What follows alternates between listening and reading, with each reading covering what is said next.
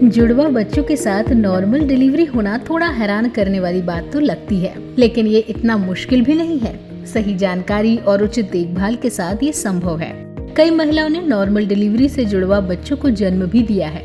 अगर आप बहुत जल्द जुड़वा बच्चों को जन्म देने वाली हैं, तो आप इस बात का ध्यान रखें कि ट्विन प्रेगनेंसी कोई हाई रिस्क प्रेगनेंसी नहीं होती, जब तक कि डॉक्टर आपको प्रेगनेंसी हटाने के लिए ना कहे। हाँ, ये जरूर है कि इस तरह की प्रेगनेंसी थोड़ी चैलेंजिंग होती है।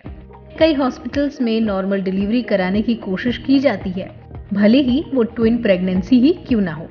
नमस्कार, मैं हूँ सुकृति रॉय चैटर्जी और बोल स्काई में आप सभी का स्वागत है। जुड़वा बच्चों के साथ गर्भवती होने का मतलब सी सेक्शन नहीं होता।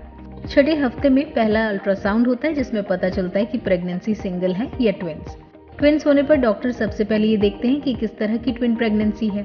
अगर दोनों बच्चों का सैक और प्लेसेंटा दोनों ही अलग अलग है, तो ये खबर माँ के लिए ही नहीं बल्कि डॉक्टर के लिए भी खुशखबरी से कम नहीं है।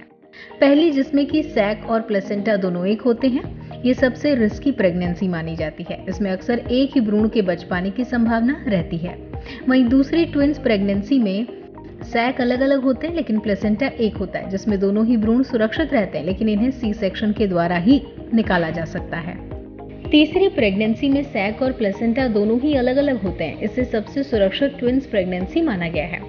अगर माँ पूरी तरह से स्वस्थ है और उसे प्री एक्लेम्सिया और डायबिटीज नहीं है, तो प्रसव पीड़ा में माँ को ज्यादा दिक्कत नहीं आती है। दोनों बच्चों के सिर नीचे हों, जिसे वर्टेक्स कहा जाता है, ये सबसे अनुकूल स्थिति है। कभी कभी पहला बच्चा वर्टेक्स होता है, लेकिन दूसरा ब्रीच होता है।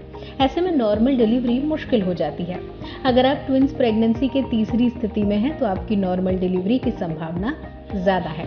आप नॉर्मल डिलीवरी के लिए कमोड की जगह इंडियन टॉयलेट का इस्तेमाल करें, मगर तभी जब आपके डॉक्टर आपको इसकी सलाह दें। वॉक जरूर करें।